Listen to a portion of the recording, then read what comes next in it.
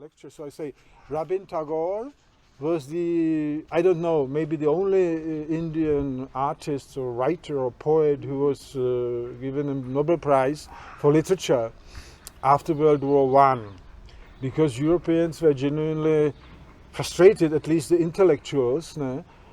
What happened in the First World War was a terrible massacre, and a mass execution of human beings in this trench war, no? With modern weapons, automatic weapons, even with gas, no? And as the bombs from airplanes. And this was after the age of Enlightenment, no? Of such people like Goethe and Schelling and Heine, Nietzsche, whatever, great philosophers and great European development. So they invite Rabin Tagore. He goes through a journey and lectures, and the intellectuals think maybe we should learn from India this ahimsa, this passivity, this love of a life without violence. No? And they seriously ask him if Europeans could learn it. And he says no, because your ego is too strong. You will not give up your ego. Because he was a poet, and poet actually understands the process of ego dissolution, because otherwise he is not completely inspired.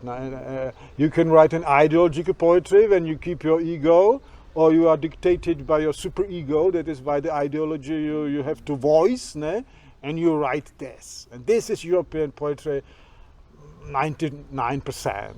Either they have troubles and they cry, she is not here and I love her so much. It's always about me. This is me. Me too! The present day movement of the ladies. Superego says, I can do it? Okay, so I will come and say, ego, me too. No? Okay, and that this is everywhere. Or they have voices of some ideology. They write a poetry for the king, so that they get their food and their clothes and privileges. Later they write poetry for the political parties in the name of revolution and freedom. Okay, so Rabin Tagore says, no way, you will not give up your ego, and so it will become a kind of, as I said, double-faced morale, because the Old Testament is extremely bloody. This is one root of European culture, extremely bloody. The jealous Jehovah God lets his followers to kill everybody, including women and children, when they do not believe in him. That's like the root of What is the kind of God who is jealous? It's absurd. You know what is the reason? Because Buddha is not jealous. Buddha does not care. Because he let us say, sociological, he comes from a caste of Kshatriyas. He is the son of a king, and he has lived in abundance through his childhood, and has had good education and had a normal, perfect life. And then he discovered that the reality is different. But he is not jealous that he get too little himself. And that is a psychological factor which even the Indians have to consider. That the position of Buddha, who is the son of a billionaire, let us say, and has his sports car and his women and his skiing and everything, because he was given everything what was possible at that culture. When such a person is exceptionally well shaped and morally solid, and his instincts are verified, he can actually become a god, because he steps outside and says, I don't need this anymore. Yeah, but like in Indian philosophy, God is seen differently.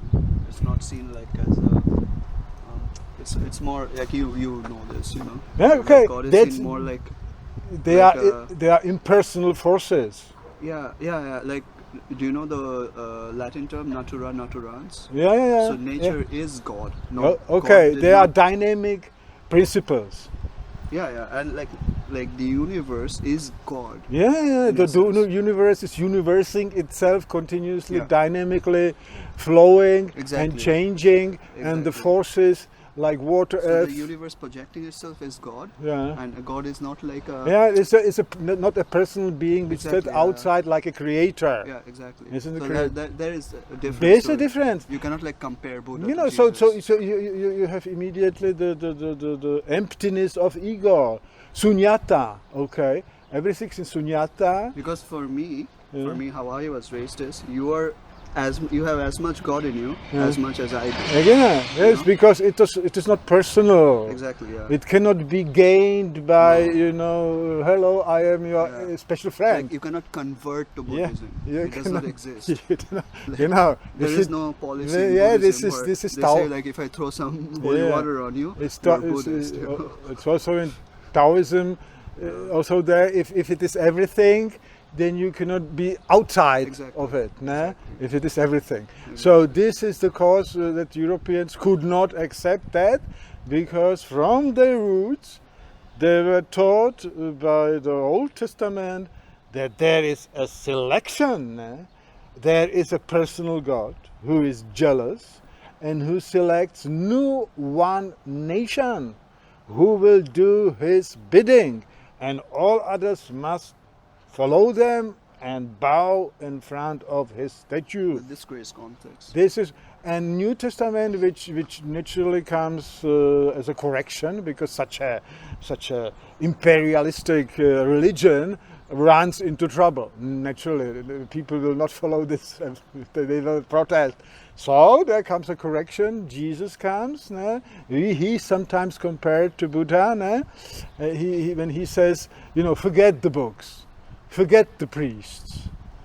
The love of God is in you and me and now, and the kingdom of God is nowhere else. As in you and me and others who come, now let's go to the meadows and eat and dance and have our hippie party and forget about all the rules. This was a serious attack on the establishment. That's why he was crucified and killed, not by the Romans. The Romans were very tolerant. Romans said, as long as they pay their taxes, we don't care. Romans were pragmatic. In Rome, you had 3,000 temples for 3,000 different gods. And he said, okay, forget it. Romans were in the tradition of Greek philosophy. The thinkers were basically enlightened on a high level. And they were all based on Greek philosophy, most of it. Yeah, and they saw through it, and they say, okay, religion is opium for the people now. So when they follow certain rules, they can do whatever they want, which is a quite I know modern. this from Marcus Aurelius. Yeah, this is quite modern conception. Yeah, and but the only solution was, the only condition was, you must not proclaim your God to be over Caesar, to be more powerful than Caesar, because it will destroy the system. And this is what the Jewish Messias did. They proclaimed there was not only one Jesus, there's like hundreds of them that were crucified at that time, because it was a national disease, expecting a Messias. It was like every weekend somebody will appear, and the Romans were waiting and say, okay, let them do, but if they make him a son of God and say the God is over everybody, we shall crucify him. This is the law. And that's the trouble, that it was the Jewish priests who asked Romans, the forced Romans, to crucify him, because they felt threatened by his morale, by his politics, when he said, don't care about the books. The truth is not in the books.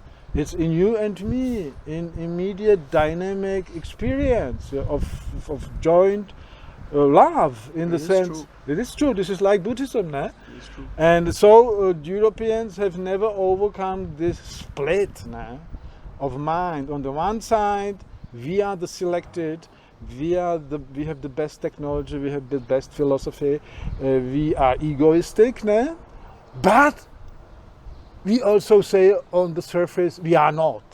Okay, and we should be friendly and love each other, and we should be politically correct.